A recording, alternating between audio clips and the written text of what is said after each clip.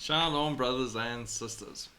So, what is the story with Donald Trump constantly saying how he wants Canada, Greenland, the Panama Canal, all before he's even inaugurated? What is the economic value of Greenland, and why is it such an issue? Greenland's a place largely ignored by the rest of the world, but apparently Trump is very serious about acquiring it. It has lots and lots of oil, so maybe they need freedom. US President-elect Donald Trump has threatened very high tariffs on Denmark if it resists his efforts to take control of Greenland. That's an autonomous Danish territory. President-elect Donald Trump on Tuesday wouldn't rule out exercising military or economic coercion to further his goal of bringing both Greenland and the Panama Canal under US control, as his son, Donald Trump Jr., is in Greenland amid Trump's push to acquire the autonomous territory of Denmark. They've lashed out and said we're living in an age where the strongest take what they want, and that is going to be the thing in the New World Order too. No, I can't assure you on either of those two, but I can say this, Trump says, we need them for economic security. Donald Trump Jr., son of President Donald Trump, arrived in Greenland Tuesday with conservative activist Charlie Kirk amidst a push to purchase the Danish territory. Don Jr. and my reps landing in Greenland, the president-elect posted on Truth Social. The reception has been great.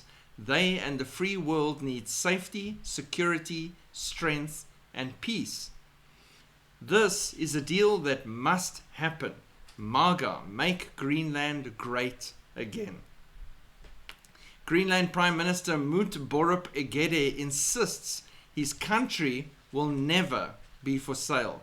Greenland is ours, Egede said. We are not for sale and we will never be for sale. We must not lose our struggle for freedom.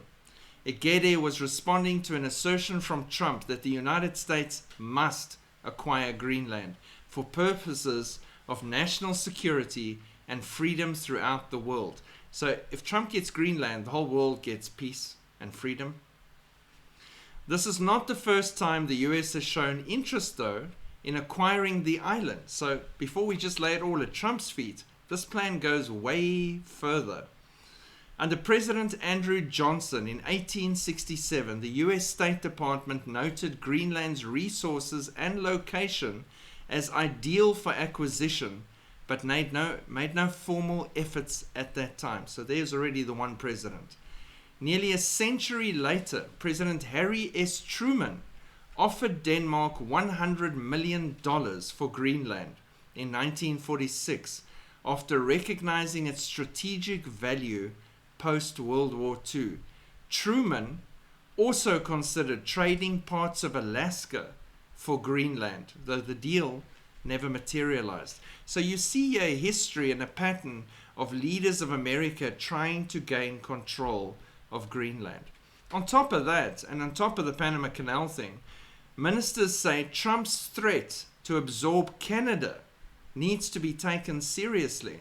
Trump has repeatedly referenced Canada as the 51st state and Trudeau as governor in various social media posts. Not that he's going to be governor anymore if that happened, because he's already resigned, and good for everybody in Canada that he has. So you come back to this point of what's actually going on? Where's this really coming from? And thanks, Todd, for sharing these with me. A 1942 map of the New World Order, and I'm going to put this on the video so you can have a look at it. The map on the bedroom wall of every teenage Bilderberger. Now, the interesting thing here is America is colored one color, and it includes Canada and Greenland. The Club of Rome, Committee of 300, and if you haven't heard of them before, Google them, do some research. You really need to. They're working in the shadows. This group was organized in 1968 by the Morgenthau Group for the purpose of accelerating the plans to have the New World Order in place by the year 2000. Oops, missed it. But they're getting there really fast now. In 1976, the United States Association of the Club of Rome, USA Corps, was formed for the purpose of shutting down the US economy gradually. And they've done a brilliant job. The Club of Rome developed a plan then to divide the world into 10 regions or kingdoms. And they've got a map of that. And guess what? Map region number 1, America, Canada, Alaska, Greenland, all of that as one region. And there's 10 kings. And it ties in nicely with prophecy. And that makes a lot of sense to me. More so than, for example, what I know a lot of people are looking into and believing is that BRICS is the 10 nations. I do not think BRICS is. I don't. And probably because South Africa's part of it is a big reason for me having a flaw with that idea and system. But I think it'll be formidable 10 kings who will have power and control. And the way they've got their map laid out as 10 kings and regions makes a lot more sense to me. And again, I'm going to put that here at the end of the video and you can have a good look at it. So now suddenly, in 2025, here we are.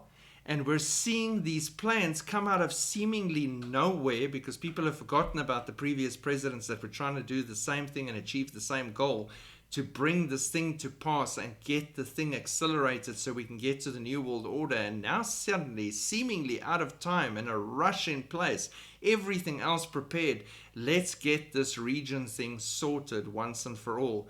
And now there's a sudden push for Greenland, Canada, Panama Canal, all these things coming in. And we'll see. We'll see what happens.